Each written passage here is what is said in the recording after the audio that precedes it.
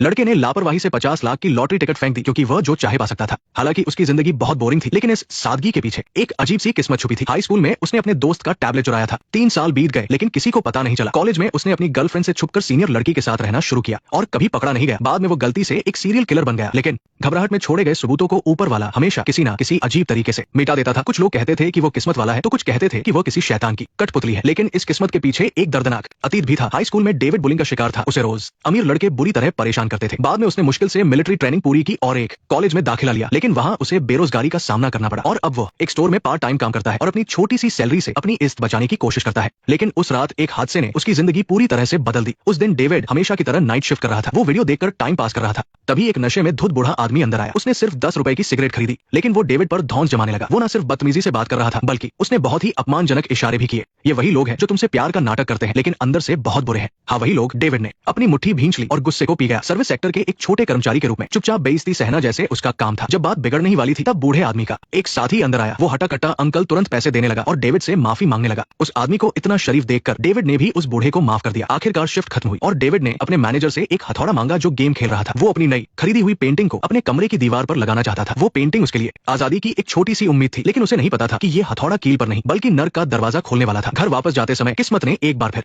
David के साथ एक क्रूर मजाक किया। उसने देखा कि वही शराबी बूढ़ा आदमी जो अभी स्टोर में हंगामा कर रहा था, अब सड़क किनारे कीचड़ की तरह पड़ा सो रहा है। काफी सोचने के बाद डेविड ने फैसला किया कि वह इस मामले में नहीं पड़ेगा, लेकिन जैसे ही वो गली के कोने पर मुड़ा, उसने देखा कि जो आदमी अभी बूढ़े का बिल चुका रहा था वो शरीफ अंकल। इस अजीब सी बात ने डेविड को हैरान कर दिया। उसे अचानक बहुत बेइज्जती महसूस हुई। उसने तो कुछ बुरा नहीं किया था, फिर उसके साथ ऐसा क्यों हुआ? लेकिन डेविड हमेशा की तरह डरपोक बना रहा। वो सामने से कुछ नहीं बोल पाया, बस पीछे से उस आदमी को चिढ़ाने वाला इशारा किया। लेकिन उसे ये नहीं पता था कि उस आदमी के ठीक सामने एक शीशा लगा था। वो आदमी पागलों की तरह डेविड को पीटने लगा। उसका हर एक मुक्का डेविड के आत्मसम्मान को कुचल रहा था। इस भयानक दर्द ने डेविड की पुरानी यादों को ताजा कर दिया। हाई स्कूल में अमीर लड़कों द्वारा किए गए टॉर्चर की तस्वीरें उसकी आंखों के सामने घूमने लगी। उस समय उसने सिर्फ चुपचाप सब कुछ सहा था, कभी पलटकर जवाब नहीं दिया। शायद इतने सालों का दबा हुआ गुस्सा इस पर बाहर आ गया। डेविड ने अपने बैग से वो हथौड़ा निकाला जो उसने पेंटिंग टांगने के लिए लिया था और जोर से उस आदमी के सिर पर मार दिया। इस भारी वार के साथ ही डेविड को तुरंत होश आ गया। वो अपनी आंखों पर भरोसा नहीं कर पा रहा था। सिर पकड़े हुए वो आदमी तुरंत नहीं मरा, बल्कि वो कुछ बड़बड़ाता रहा और फिर धीरे धीरे जमीन पर गिरकर पूरी तरह से शांत हो गया। तभी आसमान से तेज बारिश होने लगी। ठंडा पानी खून के धब्बों को धो रहा था और साथ ही डेविड के उलझे हुए दिमाग को भी शांत कर रहा था। जब डेविड डर के मारे कांप रहा था, तभी एक औरत अपने कुत्ते को घुमाते हुए उसकी तरफ आई। उस पल डेविड के दिल की धड़कन जैसे रुक सी गई। उसने अपने मुंह को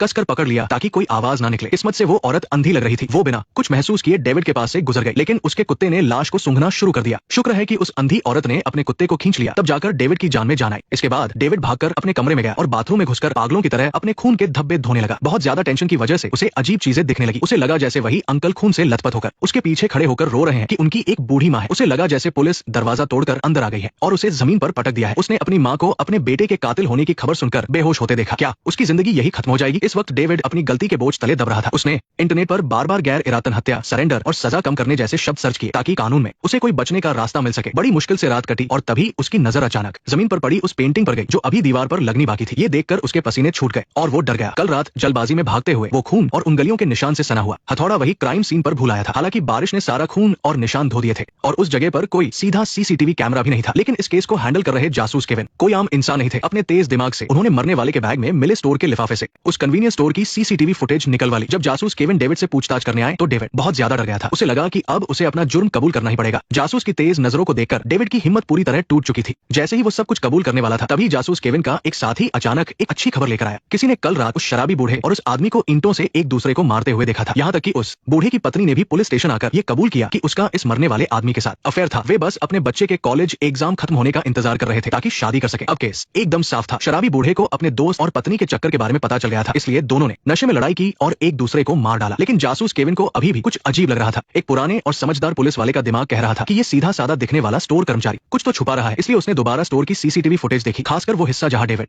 कुछ सामान उधार ले रहा था। लेकिन जैसे ही डेविड ने कुछ सेकंड के लिए अपने बैग में हथौड़ा डाला, अचानक कैमरे के लेंस पर एक मक्खी आकर बैठ गई। उस मक्खी ने बिल्कुल सही जगह पर बैठकर डेविड के हथौड़ा लेने वाले सीन को पूरी तरह से छिपा दिया। कोई सबूत नहीं, कोई सीसीटीवी फुटेज नहीं और एक बेहतरीन बलि का बकरा भी मिल गया था। किस्मत ने डेविड का एक बार फिर साथ दिया था। हालांकि वो अभी के लिए बच गया था, लेकिन डेविड अभी भी अंदर ही अंदर तड़प रहा था जब तक कि एक खबर ने उसकी सोच को पूरी तरह से बदल नहीं दिया। पुलिस को जांच में पता चला कि मरने वाला आदमी वो नहीं था जो वो दिख रहा था। वो असल में कई सालों से फरार एक खूंखार सीरियल किलर था। वो एक बहुत ही खतरनाक और वांटेड शैतान था। असल में स्टोर में जो अंकल बहुत तमीज से पेश आ रहा था, उसके हाथ कई बेगुनाहों के खून से सने हुए थे और वो बदतमीज दिखने वाला शराबी बूढ़ा असल में एक अनजान शिकार था। ये न्यूज देखकर डेविड की दुनिया ही पलट गई। उसे समझ आया कि उसने किसी बेगुनाह को नहीं मारा था, बल्कि एक ऐसे शैतान को मारा था जो मौत के लायक था। जो पछतावा उसे इतने दिनों से तड़पा रहा था वो एक ही पल में गायब हो गया। डेविड के ख्यालों में वो आदमी दोबारा आया, लेकिन इस बार डेविड डरा नहीं। उसने दौड़कर उस आदमी की गर्दन दबोच ली। जिन मासूम लोगों को उस आदमी ने मारा था उनकी आत्माएं अब उस कमरे में भर गई थी। उन्होंने खून से सने हुए अनगिनत हाथ बढ़ाए और डेविड के साथ मिलकर उस शैतान को पूरी तरह से खत्म कर दिया। इस पल डेविड ने दिमागी रूप से खुद को पूरी तरह बदल लिया था। अब मर्डर करना उसके लिए कोई बोझ नहीं था, बल्कि ये भगवान का काम करने जैसा एक मिशन बन गया था। लेकिन किस्मत ने उसे ऐसे ही नहीं छोड़ने का फैसला किया था। जब डेविड को लगा कि सब कुछ ठीक हो गया है और वो अपनी नॉर्मल लाइफ में वापस जा सकता है, तभी वो हथौड़ा जो डेविड क्राइम सीन पर भूल आया था और जो एक पक्का सबूत बन सकता था, वो अब एकदम सही सलामत उस अंधी लड़की के घर में रखा हुआ था। डेविड को लगा कि वो कानून से बच गया है, लेकिन उसे नहीं पता था कि वो एक और गहरी खाई में गिर चुका है। वो अंधी लड़की जब पहली बार स्टोर में गई तो उसने डेविड से 20 लाख ऐंठने की कोशिश की। पहले तो डेविड को लगा कि ये कोई मजाक है, लेकिन लड़की की अगली बात ने डेविड की रूह कपा दी। असल में वो लड़की पूरी तरह से अंधी नहीं थी, उसकी सिर्फ एक आंख खराब थी। उस रात जब डेविड ने खून किया था तो उस लड़की ने सब कुछ अपनी आंखों से देखा था। और इससे भी खतरनाक बात यह थी कि जो हथौड़ा डेविड क्राइम सीन पर छोड़ आया था, वो हथियार भी वो अपने साथ घर ले गई थी। एक गरीब स्टूडेंट के लिए जो स्टोर में पार्ट टाइम काम करता है, ये बिना किसी शक के एक बहुत बड़ी रकम थी, लेकिन जेल जाने से बचने के लिए यही उसकी आखिरी उम्मीद लग रही थी। इस वक्त डेविड पूरी तरह से सुन्न हो चुका था। उसे ऐसा लगा जैसे किसी जहरीले सांप ने उसे जकड़ लिया हो और उसका दम घुट रहा हो। लेकिन लूसी ने उसे मोलभाव करने का कोई मौका नहीं दिया। वो एक सिगरेट का डिब्बा जिस पर हथौड़े की तस्वीर बनी थी छोड़कर वहां से चली गई। इस ब्लैकमेल के पैसे को इकट्ठा करने के लिए डेविड ने अपनी जिंदगी की सबसे बुरी भागदौड़ शुरू की। सबसे पहले उसने अपना वो नया फोन तुरंत वापस कर दिया जो उसने अभी अभी खरीदा था और उससे कुछ छोटे मोटे पैसे वापस ले लिए। फिर उसने अपने स्टोर मैनेजर से अगले 3 महीने की सैलरी एडवांस में मांग ली। मैनेजर की हैरानी और चिंता भरी नजरों को देखकर डेविड ने एक झूठी कहानी बनाकर बात को टाल दिया, लेकिन ये रकम अभी भी बहुत कम थी। कोई और रास्ता न होने पर उसने अपने घर पर चोरी करने का सोचा। अपनी माँ की नजरें बचाकर उसने अपनी माँ की छिपाई हुई पासबुक चुरा ली। उसने अपनी माँ को बिना बताए घर के शेयर भी बेच दिए।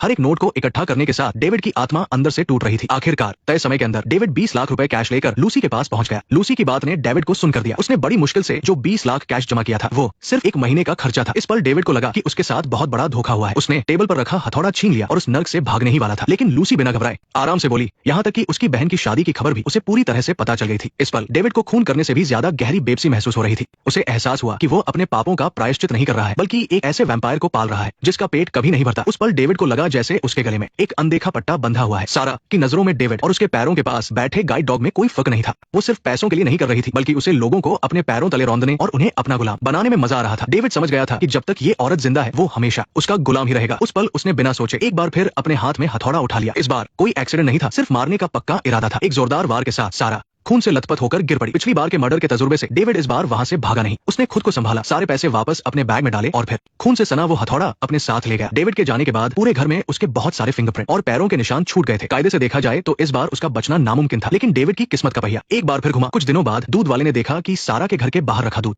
किसी ने नहीं पिया है। शक होने पर उसने दीवार फांद कर देखा और अंदर का नजारा बेहद खौफनाक था। इसके बाद पुलिस ने इलाके को सील कर दिया। इस केस के इंचार्ज इंस्पेक्टर जॉन ने अपनी टीम के साथ छानबीन शुरू की, लेकिन मौके के हालात देखकर सारे तजुर्बेकार पुलिस वाले भी हैरान रह गए। हालांकि सारा को बहुत ही बेरहमी से मारा गया था, लेकिन वहां से कोई भी काम का फिंगरप्रिंट नहीं मिला। और सबसे ज्यादा चौंकाने वाली बात तो ये थी कि उस कुत्ते ने आंगन में एक गड्ढा खोद दिया था। जब पुलिस ने अंदर देखा तो वहां 2 कंकाल पड़े थे। फॉरेंसिक टीम की जांच के बाद ये साबित हो गया कि ये कंकाल सारा के अंकल और आंटी के थे जो 5 साल से गायब थे। जैसे जैसे जांच आगे बढ़ी एक बहुत बड़ा सच सामने आया। बाहर से मासूम दिखने वाली सारा असल में एक पैदाइशी साइकोपैथ और शैतान थी। बचपन में ही उसके माता पिता गुजर गए थे, जिसके बाद उसके अंकल आंटी ने उसे पाला था। स्कूल के दिनों में सिर्फ मजे के लिए उसने अपनी कजिन के चेहरे पर खौलता हुआ पानी फेंक दिया था। बाद में उसकी आंटी ने बड़ी मुश्किल से उसे एक महंगे स्कूल में डाला, लेकिन वो नशे और गलत संगत में पड़ गई। सारी जायदाद और इंश्योरेंस के पैसे हड़पने के लिए उसने न सिर्फ अपने अंकल आंटी को जहर देकर मार डाला, बल्कि गैस लीक होने का झूठा नाटक भी रचा। उसने अपने उस गाइड डॉग को कच्चा गोश्त खाना भी सिखाया ताकि उसे खून की महक की आदत हो जाए और वो सबूत मिटाने में उसकी मदद कर सके। इसीलिए जब डेविड ने सारा को मारा तो इस खूंखार कुत्ते ने अपनी आदत के मुताबिक वहां फैले सारे खून को चाट कर एकदम साफ कर दिया और अनजाने में ही सारे सबूत मिटा दिए। लेकिन इस वक्त डेविड को इन सब के बारे में कुछ भी नहीं पता था। वो अपने घर में छिपा हुआ था, बिना कुछ खाए पिए और पूरी तरह से टूट चुका था। उसने अपनी जान लेने की बहुत कोशिश की, लेकिन कभी खुद को मार नहीं पाया। वो डर के साए में पुलिस के आने का इंतजार कर रहा था। पुलिस के सायरन की हर आवाज उसे खौफ से भर देती थी, लेकिन कई दिन बीत जाने के बाद भी पुलिस नहीं आई। जब वो सरेंडर करने के लिए निकला तो उसने अपने फोन पर सारा के केस की न्यूज देखी। न्यूज में बताया गया था कि सारा ने ही अपने परिवार वालों को मारा था और इंश्योरेंस के पैसे खाए थे। कुत्ते की वजह से सारा सीन खराब हो गया था, इसलिए कातिल का कोई सुराग नहीं मिला। ये जानने के बाद कि सारा एक घटिया इंसान थी, डेविड का खून करने का सारा दुख और पछतावा पल भर में गायब हो गया। जैसे ही डेविड की सोच में ये बड़ा बदलाव आया, शहर के दूसरे कोने में एक और भयानक जुर्म शुरू हो रहा था। दिन भर आवारागर्दी करने वाले 2 गुंडे, जिन्हें एक बार पुलिस वाले ने सड़क पर फटकार लगाई थी, वो इस बात का बदला लेने की फिराक में थे। उस रात नशे में धुत होकर उन्होंने शराब की बोतल से हमला करने का मन बना लिया। एक सुनसान गली में उन गुंडों ने उस पुलिस वाले पर पीछे से हमला कर दिया। इस बीच वो कुत्ता पट्टा छुड़ाकर अंधेरे में गायब हो गया। इसी दौरान सरेंडर करने का ख्याल अपने दिमाग से निकालकर डेविड घर जाकर आराम करने की सोच रहा था, लेकिन एक अंधेरी गली से गुजरते वक्त वो सीधे उन दोनों गुंडों से टकरा गया। उन्होंने डेविड को रोक लिया और उससे सिगरेट मांगने लगे। बस उसी पल डेविड की नजर उन गुंडों के कपड़ों पर लगे खून पर पड़ी और अचानक उसके शरीर के रोंगटे खड़े होने लगे। लेकिन ये डर की वजह से नहीं था, बल्कि ये एक जाने पहचानी फीलिंग थी, क्योंकि उन दोनों आदमियों के अंदर से एक ऐसी बुराई की महक आ रही थी जिसे सिर्फ डेविड ही महसूस कर सकता था। उस पल डेविड के अंदर फिर से मारने की इच्छा जाग उठी। उसे लगा कि अगर भगवान ने उसे ये ताकत दी है तो अब सफाई करने का काम उसी का है। अगली सुबह एक कंस्ट्रक्शन साइट पर 2 लाशें पड़ी मिली। जब डेविड की आंख खुली तो उसने खुद को खून से सने हुए अपने घर में पाया और जमीन पर खून से सनी एक ईंट पड़ी थी। उसे बीती रात की सारी बातें ठीक से याद नहीं थी, लेकिन वो इतना जानता था कि उसने 2 और कचरे साफ कर दिए हैं। लेकिन अजीब बात यह थी कि उसके पास टेबल पर एक रहस्यमयी पर्ची रखी थी। अगर पहले के 2 मर्डर किस्मत का खेल थे तो इस बार उन गुंडों को मारना डेविड के अंदर के उस इंसान का जगना था जो इंसाफ करना चाहता था। उसे यकीन होने लगा था कि उसके पास बुरे लोगों को पहचानने की कोई सुपर पावर है। इंसाफ करने का यह वहम उसे एक ऐसे खौफनाक रास्ते पर ले जाने वाला था जहां से वापसी मुमकिन नहीं थी। सिर्फ छोटी स्कर्ट पहनकर कुछ फोटो खिंचवाने की वजह से एक लड़की उसी के स्कूल के 2 लड़कों की नजरों में आ गई और उसी रात वो उनकी दरिंदगी का शिकार हो गई। उस लड़की के लिए जिस्म के जख्म शायद वक्त के साथ भर जाते, लेकिन उसकी आत्मा पर लगे घाव हमेशा के लिए एक बुरा सपना बन गए थे। 1 महीने तक तड़पने के बाद उस मायूस लड़की ने एक ऊंची इमारत से कूदकर अपनी जान दे दी, लेकिन मौत ने भी उसे तुरंत इस दर्द से आजाद नहीं किया। अस्पताल के उस ठंडे बिस्तर पर वो कई घंटों तक जिंदगी और मौत से जूझती रही और फिर गहरी निराशा में उसने दम तोड़ दिया। लेकिन मौत से भी ज्यादा ठंडी और खौफनाक थी जिंदा लोगों की नफरत, क्योंकि वो दोनों मुजरिम नाबालिग थे और उनकी ऊपर तक पहुंच थी, इसलिए उन्हें स्कूल से निकाला तक नहीं गया। और उस लड़की के अंतिम संस्कार पर एक मुजरिम की मां को जरा भी पछतावा नहीं था, उल्टे उसने वहां आकर तमाशा खड़ा कर दिया। अपनी बेटी की तस्वीर देखकर और ये झूठी इल्जामबाजी सुनकर उस बेबस पिता का दिल पूरी तरह से टूट गया और वो दोनों गुंडे अपनी मां के अंधे प्यार की वजह से और भी ज्यादा बेखौफ हो गए थे। यहाँ तक कि वो आए दिन उनके घर पहुंच जाते, दिखाने के लिए वो माफी मांगते थे, लेकिन असल में वो उस लाचार पिता का फिर से मजाक उड़ाना चाहते थे। उसी पल पिता के दिल में इंतकाम की आग भड़क उठी, लेकिन इससे पहले कि वो कुछ करता, उन दोनों घमंडी गुंडों का सामना उनकी मौत यानी डेविड से हो गया। उस रात अपनी उस अजीब सी फीलिंग के चलते डेविड को लगा कि ये दोनों मरने लायक है। उस भयानक लड़ाई में वो अकेला उन दोनों पर भारी पड़ा। उसके हाथ की ईंट बार बार उन पर गिरती रही जब तक कि उन दोनों पापियों की जान नहीं निकल गई। जब डेविड थककर उन लाशों के पास गिर पड़ा तो पास ही अंधेरे में वो पिता खड़ा था जो अपनी बेटी का बदला लेने आया था। पीटर। उस रात पीटर भी अपने साथ एक चाकू लेकर आया था। उसने अपनी पूरी हिम्मत जुटा ली थी कि वो उन दरिंदों को अपने हाथों से मारेगा, लेकिन आखिरी पल में अपने एक सीधे सादे इंसान होने की वजह से उसके हाथ कांपने लगे। लेकिन जब वो हिम्मत हार रहा था तभी उसने अपनी आंखों से देखा कि इस लड़के ने आकर उसका वो खूनी बदला पूरा कर दिया। अगले दिन जब डेविड उठा तो उसने खुद को अपने किराए के कमरे में पाया। उसके पास ही वो हथौड़ा रखा था जिससे उसने पहले 2 कत्ल किए थे और साथ ही कल रात वाली वो ईंट भी। लेकिन जो चीज उसे सबसे ज्यादा डरा रही थी वो थी उसके हाथ में मौजूद एक रहस्यमयी पर्ची। उस पर लिखा था, अगर मदद चाहिए तो कभी भी कांटेक्ट करें। डर और जानने की इच्छा के साथ डेविड ने अपने फोन पर वो वेबसाइट खोली। उसे तुरंत एक सीक्रेट चैट रूम में जोड़ दिया गया। स्क्रीन के उस पार बैठे इंसान को जैसे उसके बारे में सब कुछ पता था। उसने सीधा उसका नाम लेकर पुकारा। इस तरह किसी की नजर में होने का एहसास डेविड के रोंगटे खड़े कर रहा था। हालांकि सामने वाला कह रहा था कि वो उसकी मदद करना चाहता है, लेकिन डेविड ने तुरंत उसे ब्लॉक करके डिलीट कर दिया। इसी बीच असल जिंदगी की मुश्किलें भी उसके सामने आने लगी। एक कोरियर वाले ने उसे कोर्ट का नोटिस थमाया। दरअसल जिस दुकान में डेविड काम करता था वहां से उसने 3 महीने की एडवांस सैलरी ली थी और खून करने के डर से काम पर नहीं जा रहा था। दुकान के मालिक ने सीसीटीवी में देखा था कि मर्डर से एक रात पहले डेविड दुकान के बाहर चक्कर लगा रहा था। हालांकि 5 दिन पुराने होने की वजह से सीसीटीवी फुटेज डिलीट हो गए थे और कुछ खास रिकॉर्ड नहीं हुआ था। फिर भी मालिक ने उस पर धोखाधड़ी का केस कर दिया था। अब पुलिस की नजरें भी उस पर टिकने लगी थी। चालाक इंस्पेक्टर जॉन ने ध्यान दिया कि हाल ही में हुए सारे मर्डर्स के आसपास डेविड नाम का ये लड़का कहीं ना कहीं मौजूद था। हालांकि कोई पक्का सबूत नहीं था, लेकिन इंस्पेक्टर जॉन का शक कह रहा था कि ये लड़का सीधा नहीं है। इन सब चीजों के बीच डेविड ने सरेंडर करने का फैसला किया। वो मर्डर करने के उस भारी दबाव को झेल नहीं पा रहा था। उसे लगा कि हर दिन डर कर जीने से अच्छा है कि अपना गुनाह कबूल करके सजा काट ली जाए। यही सोचकर डेविड ने पुलिस को फोन किया, लेकिन दूसरी तरफ फोन उठाने वाले पुलिस वाले को गलतफहमी हो गई। उसे लगा कि ये लड़का सिर्फ कोर्ट के केस से डर गया है। उसने डेविड को तसल्ली देते हुए कहा कि वो बस समय पर कोर्ट जाए और पैसे वापस कर दे। डेविड कुछ समझाना चाहता था, लेकिन कुछ बोल नहीं पाया। फिर उसने 2 लिफाफे तैयार किए जिनमें कैश भरा हुआ था। एक लिफाफा वो अपनी मां के लिए छोड़ने वाला था और दूसरा दुकान के मालिक को देने के लिए। उसके बाद उसने मर्डर में इस्तेमाल किए गए हथौड़े और ईंट को अपने बैग में रखा और भारी कदमों से पुलिस स्टेशन की तरफ चल पड़ा। लेकिन उसने सपने में भी नहीं सोचा था कि पुलिस स्टेशन के पूछताछ के कमरे में पहले से ही कोई उसकी जगह सरेंडर कर रहा था और वो इंसान और कोई नहीं बल्कि उस लड़की का पिता पीटर था। वो पूछताछ के कमरे में बैठकर कबूल कर रहा था कि उसने ही उन दोनों गुंडों को मारा है। उसके लिए उन गुंडों का मरना एक बड़े बदले का पूरा होना था। चूंकि उसके दुश्मन मारे जा चुके थे, वो उस अनजान मसीहा की जगह इल्जाम अपने सिर लेने को तैयार था। पीटर ने मर्डर की सारी कहानी बता तो दी, लेकिन कुछ छोटी छोटी बातों पर वो अटक रहा था। खासकर जब इंस्पेक्टर जॉन को पता चला कि पीटर सिगरेट पीना छोड़ चुका है तो उसे तुरंत शक हो गया कि कातिल कोई और है, क्योंकि उन दोनों में से एक मरने वाले के चेहरे पर सिगरेट से जलने का निशान था। इसके अलावा कातिल ने मारने के लिए अपने सीधे हाथ का इस्तेमाल किया था, जबकि पीटर तो उल्टे हाथ से काम करता था। पुलिस की कड़ी पूछताछ और सबूतों के आगे पीटर का झूठ ज्यादा देर नहीं टिक सका। सच्चाई सामने आने के बाद उसे वहां से बेइज्जत होकर निकलना पड़ा। लेकिन किस्मत का बुरा खेल अभी खत्म नहीं हुआ था। जैसे ही वो पुलिस स्टेशन के गेट से बाहर निकला, एक बेकाबू कार ने आकर उसे जोरदार टक्कर मार दी, जिससे वो हवा में उछल गया और वो गाड़ी चलाने वाला और कोई नहीं बल्कि उसी गुंडे की मां थी। इसी बीच वो असली कातिल डेविड अभी भी रास्ते में ही था। पुलिस स्टेशन जाकर सरेंडर करने से पहले वो बैंक गया ताकि उसके पास बचे हुए पैसे वो अपने अकाउंट में जमा कर सके। लेकिन जैसे ही वो एटीएम से बाहर निकला, कुछ अजीब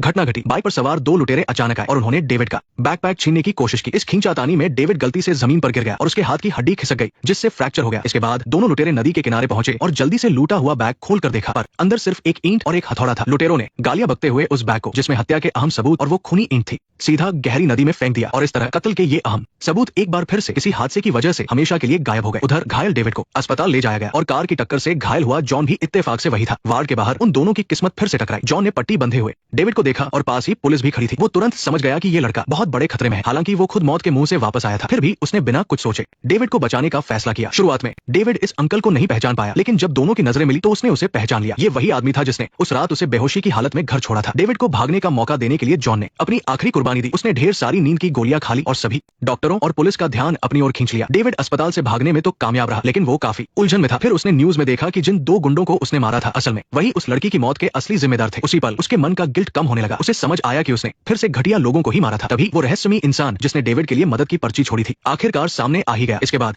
वो डेविड को अपने खुफिया ठिकाने पर ले गया। ये एक ऐसा कमरा था जो पीड़ितों की फाइलों और तरह तरह के हथियारों से भरा हुआ था। रॉबिन ने डेविड को बताया कि वही छुपकर उसकी मदद कर रहा था और क्राइम सीन साफ कर रहा था, क्योंकि उसे पता चल गया था कि डेविड के पास बुरे लोगों को पहचानने की एक खास ताकत है। रॉबिन अपनी सारी जमा पूंजी 5 करोड़ वॉन देने को तैयार था। बस वो डेविड के साथ मिलकर इस दुनिया से कचरा साफ करना चाहता था। शुरुआत में डेविड ने मना कर दिया था। वो कोई खूनी दरिंदा नहीं बनना चाहता था, बस एक नॉर्मल जिंदगी जीना चाहता था। लेकिन जब उसने दीवार पर लगी जुर्म की वो सारी फाइलें देखी और उन अंधेरे कोनों को देखा जहां कानून के हाथ नहीं पहुंच सकते, और न्यूज में उन लोगों के घिनौने अपराधों के बारे में सुना जिन्हें उसने गलती से मार दिया था, तो उसके मन में एक अजीब सा मकसद जाग उठा। कत्ल करने का वो पछतावा अब बुरे लोगों को सजा देने के गुरूर में बदल गया था। जब वो फॉलो कर लो वरना अगली वीडियो मिस हो जाएगी।